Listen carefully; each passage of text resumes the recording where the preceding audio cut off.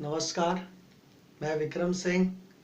आज के अपने इस वीडियो में अपन व्रत से संबंधित जो भी इम्पोर्टेंट प्रश्न बनते हैं उनके बारे में बात करेंगे। तो आप वीडियो को अंत तक ज़रूर देखें ताकि आप जितने भी सब प्रकार के प्रश्न बनते हैं वो आप आराम से अटेंड कर सकें। तो सीधा शुरू कर रहे हैं अपन। पहला, व्रत से संबंधित जो इम्पोर्टेंट फर्स्ट प्रश्न हमसे पूछा जाता है वो है वर्त की परिधि ज्ञात कीजिए। तो यहाँ पर डायरेक्ट जब परिधि पूछा जाए तो आप सीधा सूत्र याद रख लें, 2πr। सूत्र क्या होता है? 2πr। नंबर 2, यदि क्षेत्रफल पूछा जाए कि वर्त का क्षेत्रफल क्या होता है तो आप सूत्र याद रख लें, यहाँ पर सूत्र होगा πr²। ठीक है। नंबर 3, यदि मान लो व्यास दिया हुआ हो और हमें त्रिज्या पूछे तो त्रिज्या बराबर क्या होता है? व्यास बटा 2, मतलब व्यास का आधा वो उसकी त्रिज्या होती है। ठीक है।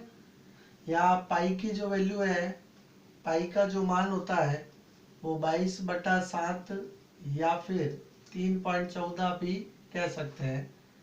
तो पाई का मान ये होता है। ठीक है।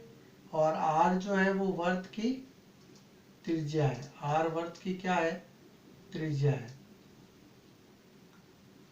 तो ये चीजें आपको याद रखनी है।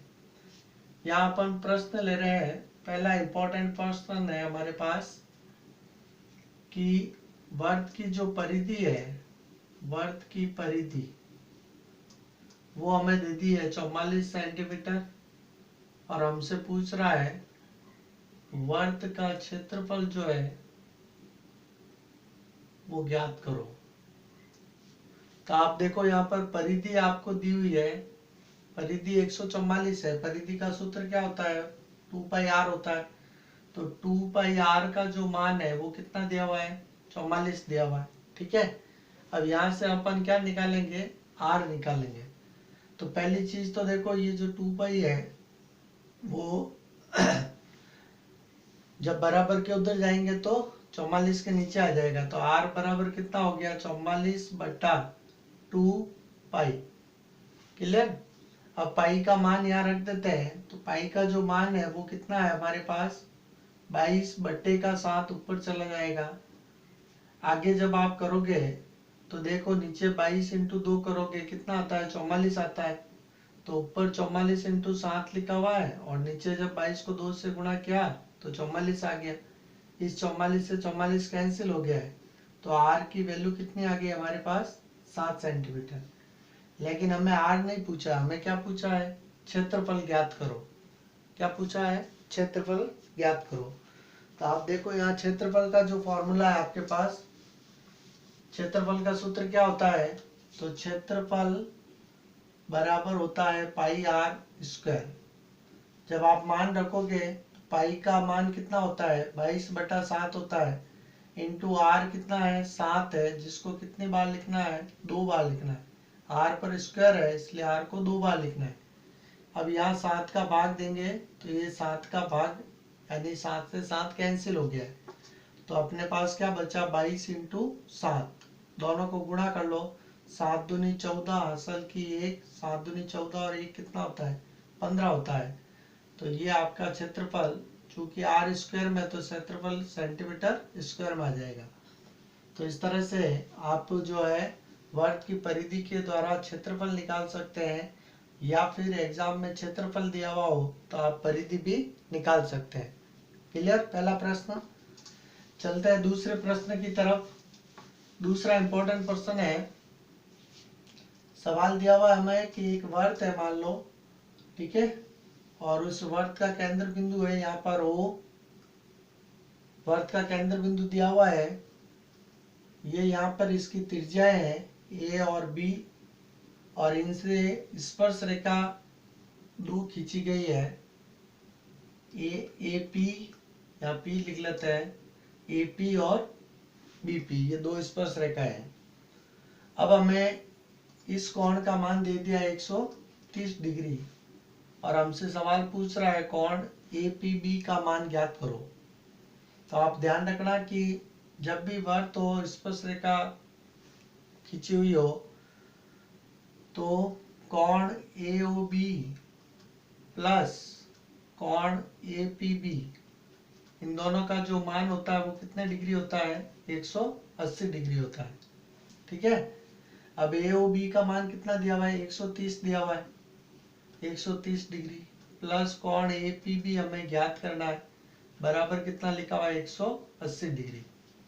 ये चूंकि अंकगणित का है तो इसकी तरफ ले जाएंगे, मतलब अंकगणित की तरफ ले जाएंगे तो पक्षांतरण करने पर निशान चेंज होता है, इसलिए APB बराबर आ जाएगा 180 डिग्री, और ये प्लस का है, उधर जाने पर माइनस का हो जाएगा, इसलिए कोण APB का जो मान है वो निकल करके आएगा क्या?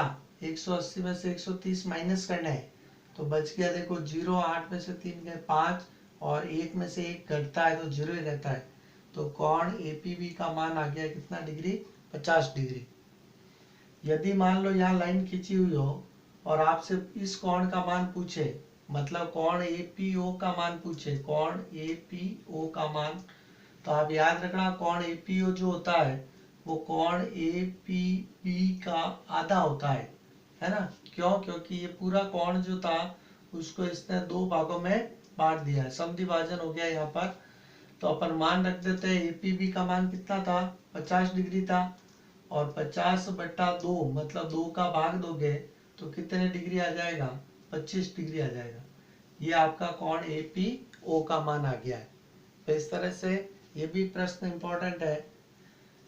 दूसरे के बाद तीसरे प्रश्न की बात करते हैं अपन।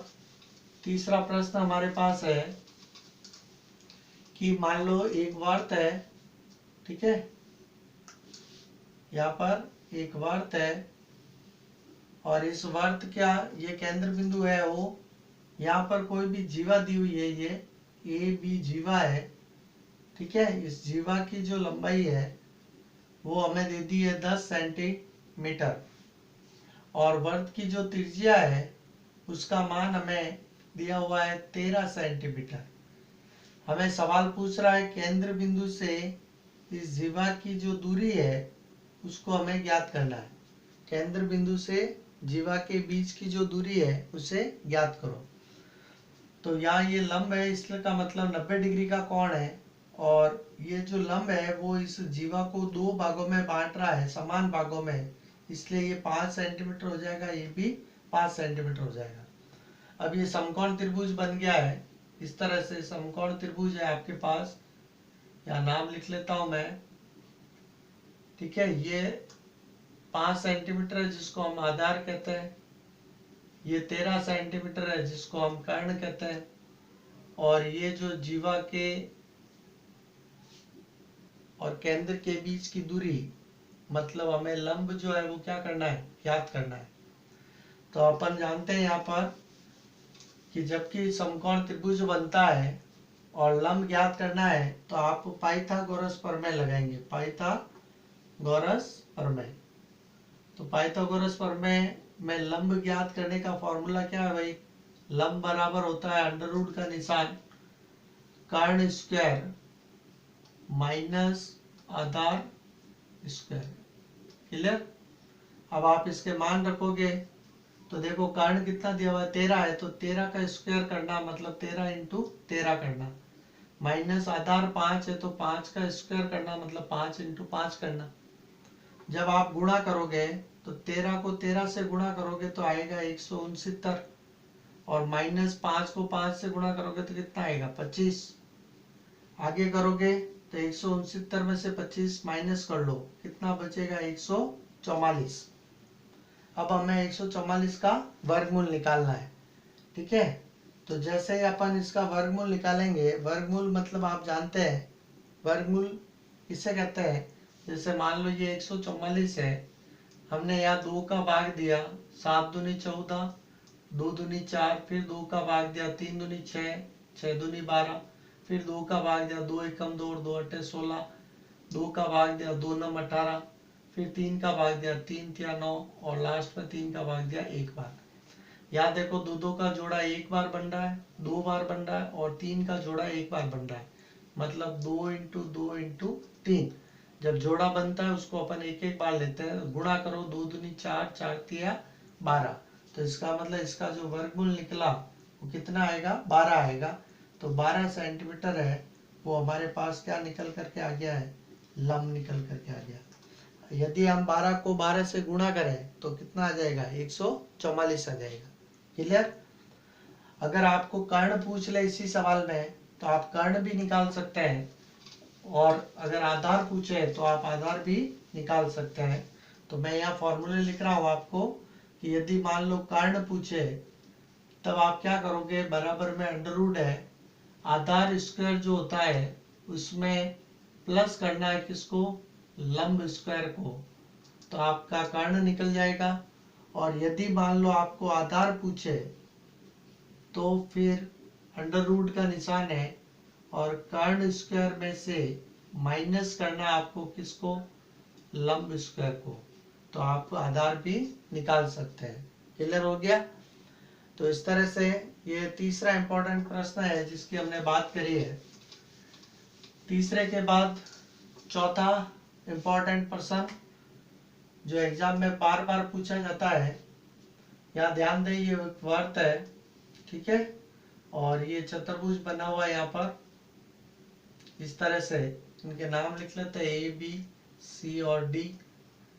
यहाँ पर इसका मान जो है आपके 2x + 4 दिया हुआ है, यहाँ पर इसका मान है 4y - 4 दिया हुआ है, इसका मान जो है आपके वो 5y + 5 दिया हुआ है, और इसका मान जो है वो x + 10 दिया हुआ है। आपसे पूछेगा x और y के मान याद करो। तो हमेशा ध्यान रखना, ये जो आमने सामने के कोण है इन दोनों का यदि योग किया जाए, मतलब कोण A + कोण C करते हैं तो उसका मान 180 डिग्री के बराबर होता है।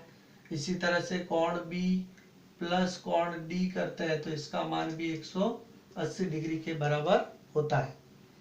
तब अपन इसको और इसको जोड़ देते हैं, तो आप जोड़ करके देखें क्या आ रहा है, यहाँ पर x + 10 लिखा हुआ है, x + 10 प्लस यहाँ क्या लिखा हुआ है 5y + 5, और इसका मान किसके बराबर होता है 180। x और y तो ऐसे कैसे रहेंगे, ठीक है, लेकिन ये 10 और 5 जुड़ जाएंगे, कितने हो गए 15, बराबर कितना है 180। अब 15 अंगणित का है तो उस तरफ ले जाओगे, मतलब पक्षांतरण करो, तो x + 5y तो ऐसे ही रहेगा और बराबर 180, और ये प्लस का उधर गया तो माइनस में 15 डिग्री हो गया, मतलब वैल्यू कितनी आ गई, x + 5y बराबर 180 में से 15 माइनस कर लो, 10 में से 5 गया 5, 7 में से 1 गया 6, और ये 1, मतलब 165 डिग्री। क्लियर। इसको अपन समीकरण नंबर 1 मान लेते हैं। अब इसी तरह से इन दोनों को प्लस करते हैं, तो क्या लिखा हुआ है 2x + 4 + 4y - 4, और इसका मान कितना होगा 180 डिग्री होगा। x और y तो आपका ऐसा ही रहेगा, x और y तो इसी तरह से रहेगा, और ये प्लस का 4 है, ये माइनस का 4 है, ये कैंसिल हो गया, तो बराबर में कितना आ गया 180 डिग्री आ गया। अब 2 के पहाड़े से अपन चाहे तो इनको काट सकते हैं, तो 2 का जब भाग देंगे यहाँ आ जाएगा x + 2 का भाग 4 में दिया 2 बार, और 2 का भाग 180 में दिया, मतलब 180 का आधा कितना होता है 90 होता है। तो ये आपके पास समीकरण नंबर आ गया 2। क्लियर हो रहा है। अब आप क्या ध्यान रखेंगे कि यहाँ पर x और y का मान निकालना हमें, तो समीकरण 1 और समीकरण 2 जो है, तो 1 में से 2 को घटा लेंगे। यहाँ लिख रहा हूं मैं, समीकरण 1 में से 2 को घटाना है। क्या करना है, घटाना है। तो समीकरण 1 क्या लिखा हुआ है, x + 5y बराबर 165 डिग्री, और समीकरण 2 लिखा हुआ है x + 2y बराबर 90 डिग्री। घटाने का मतलब होता है नीचे वाली संख्याओं के निशान बदल दो, ये माइनस, ये प्लस का माइनस, ये प्लस का माइनस, ये दोनों संख्या सेम है, एक प्लस की और एक माइनस की है, तो ये कैंसिल हो जाएगी।